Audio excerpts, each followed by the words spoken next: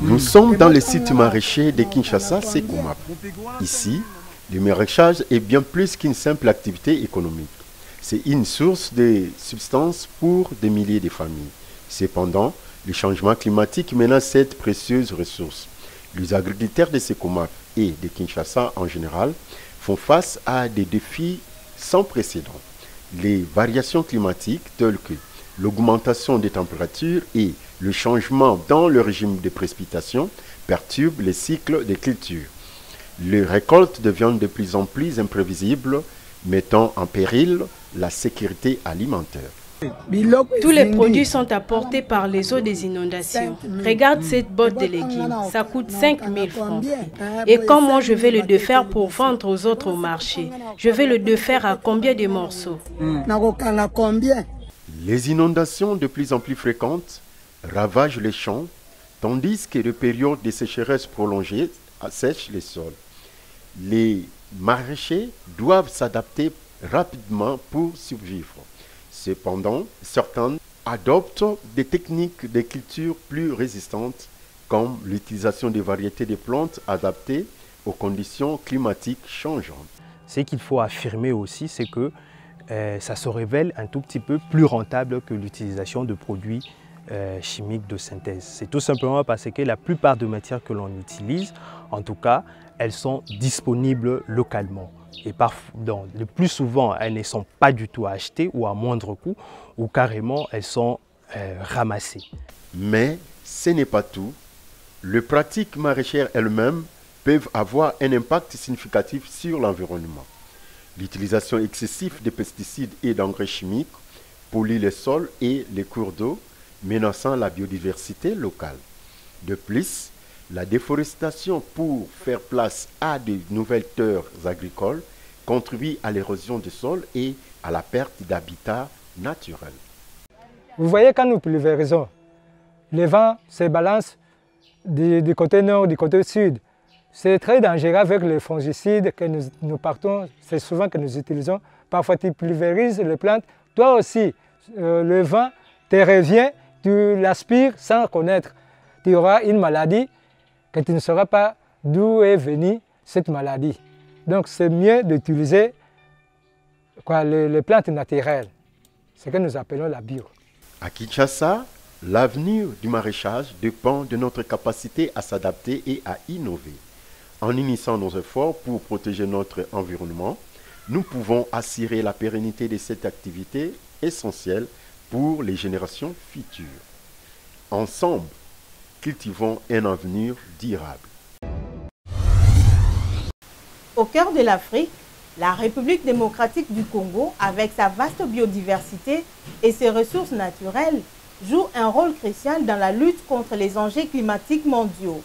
Cependant, la sensibilisation et la connaissance des Congolais sur ces enjeux restent à explorer. Que pensent réellement les habitants de la RDC, en particulier ceux de Kinshasa, de leur pays et de son avenir? Bon, la RDC a un potentiel énorme en matière de forêt, qui est évalué à 155,5 millions d'hectares, ce qui correspond en fait à 67% de la couverture forestière du pays, à 10% des forêts tropicales du monde, 38% de celles de l'Afrique et 60% des forêts du bassin du Congo. Donc c'est vous dire que ce potentiel est énorme en fait pour notre pays. Dans les rues animées de Kinshasa, les habitants vaquent à leurs occupations quotidiennes sans réaliser que leur pays, avec ses vastes forêts et ses rivières majestueuses, détient une clé essentielle pour lutter contre les changements climatiques. La RDC, avec ses ressources naturelles, pourrait devenir un modèle de durabilité, un véritable pays solution. La RDC, c'est notre plus grosse enveloppe en faveur de la préservation de la biodiversité en Afrique. La RDC est un pays solution. C'est un pays immense, qui a une ressource forestière immense. C'est un facteur à la fois de développement pour les populations, mais c'est aussi un facteur pour la conservation de la planète. Pour réaliser cet objectif, il est essentiel d'engager la population à travers des initiatives concrètes et des politiques environnementales robustes. En initiant ces efforts, la population congolaise peut contribuer à faire de son pays une solution viable face aux défis climatiques mondiaux. Pour réussir à faire en sorte que la forêt soit moins dégradée, une des options, c'est justement l'agroforesterie, c'est-à-dire d'accompagner et d'encourager les communautés locales à planter les arbres dont ils ont besoin pour fertiliser les sols, produire du bois à énergie, etc. Il est temps pour les autorités, les ONG et les citoyens de collaborer pour renforcer la connaissance et l'engagement autour des enjeux climatiques. Ensemble, ils peuvent transformer la RDC en un modèle de durabilité et de résilience face aux défis environnementaux. Bienvenue à Kinshasa, une ville vibrante et dynamique où la culture et la vie quotidienne se mêlent dans un tourbillon d'activités. Cependant, derrière cette effervescence se cache une réalité moins connue. L'abattage d'animaux et la consommation de viande, des pratiques qui soulèvent des enjeux environnementaux et sanitaires cruciaux. Chaque jour, des milliers d'animaux sont abattus pour répondre à la demande croissante de viande dans cette métropole en pleine expansion. Mais cette pratique soulève des questions importantes. Comment garantir le bien-être animal dans un contexte où la demande dépasse souvent les normes éthiques? Cette chèvre provient du Kikwit, à côté de Bandondoville. Je suis sûr de son état de santé. Elle vient d'effectuer un long voyage, donc elle est dans un état normal. Le marché de la liberté est vraiment la source intéressable de notre approvisionnement en chèvre. Si tu veux t'approvisionner à tout moment, tu ne manqueras pas d'y trouver quelques têtes. Ce marché est donc notre source d'approvisionnement que nous appelons la vitrine. Les enjeux environnementaux sont également préoccupants. L'élevage intensif contribue à la déforestation, à la perte de biodiversité et à l'émission des gaz à effet de serre. À Kinshasa, où la pollution de l'air et de l'eau est déjà un défi majeur, il est important de repenser notre rapport à la consommation de viande. Sur le plan sanitaire, la consommation de viande mal contrôlée peut entraîner des risques pour la santé publique. Les maladies zoonotiques, souvent transmises par des animaux malades, représentent une menace sérieuse. Les autorités sanitaires doivent donc renforcer les réglementations et sensibiliser la population sur les pratiques d'abattage et de consommation responsable. Les vétérinaires passent ici à tout moment. Comme vous pouvez vous-même remarquer, l'état de la chair de ma chèvre. Elle a une chair de très bonne qualité. Quand les vétérinaires passeront, ils procéderont au contrôle.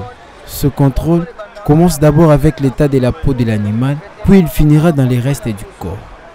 Du moins, en ce qui me concerne, ma chèvre est en très bonne qualité. Il nous est déjà arrivé d'une chèvre que nous avons achetée en provenance de Kikwit. Dès sa descente du véhicule, nous l'avons achetée. Avant même l'abattage, elle a crevé. Nous avons commencé à la prêter pour la préparation. Les vétérinaires sont passés. Après les tests, ils ont trouvé que cet animal était malade. Cela a failli nous créer des ennuis avec la justice. Et ça a été très compliqué pour nous. La transition vers une consommation de viande plus responsable est possible, mais elle nécessite l'engagement de tous. Kinshasa, avec son énergie et sa créativité, a le potentiel de devenir un modèle de durabilité. En repensant notre rapport à la viande, nous pouvons non seulement préserver notre environnement, mais aussi garantir un avenir sain pour les générations à venir. Ensemble, faisons le choix d'un avenir meilleur.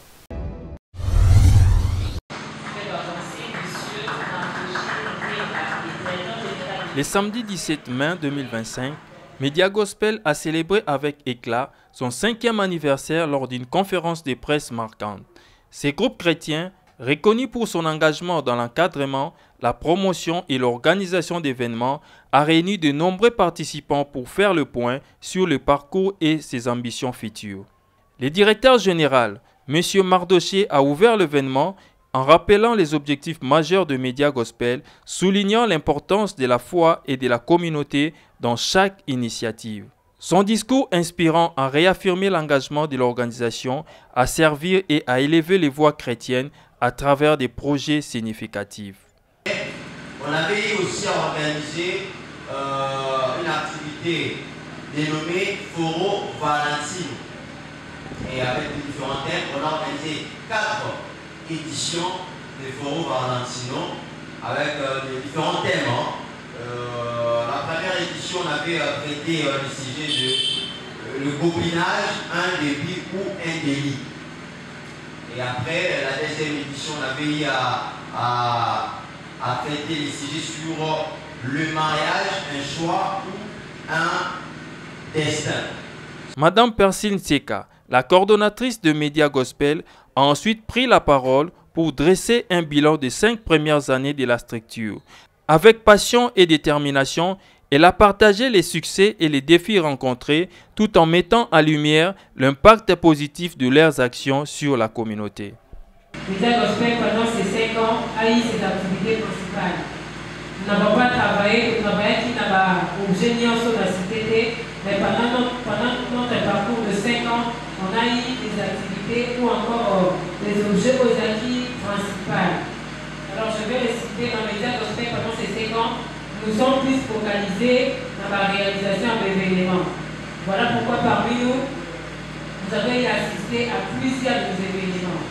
Vous assistez à un événement à la mission pour Média Gospel à 25 kilos. Et nous sommes aussi focalisés sur la création de contenu. Quand vous regardez l'activité à Média Gospel, à travers les images, vous allez voir que nous avons la particularité où il y a Bissomoko. Avec l'activité Foro Valentino, que j'anticipe déjà, nous avons vu une émission dans un kit. C'est ce qui ne se fait pas souvent parfois dans ma église, dans ma ministère, mais Média Gospel a fait. Mais ce n'est pas tout. Dans un élan de solidarité, Madame Tseka a également annoncé une nouvelle initiative, la mise en place d'un projet en faveur des orphelins. Un engagement fort qui témoigne la volonté de Média Gospel d'apporter un soutien concret aux plus vulnérables. Média Gospel a déjà lancé la sortie officielle de son projet Explore ton talent, de sa compétition Explore ton talent. Comme nous avons dit tantôt, les avons concerné les enfants au bazar pour vivre dans l'orphelinat. Nous allons trouver des domaines. Nous allons commencer avec le football et puis la musique. Donc organiser un match de football inter-orphelinat.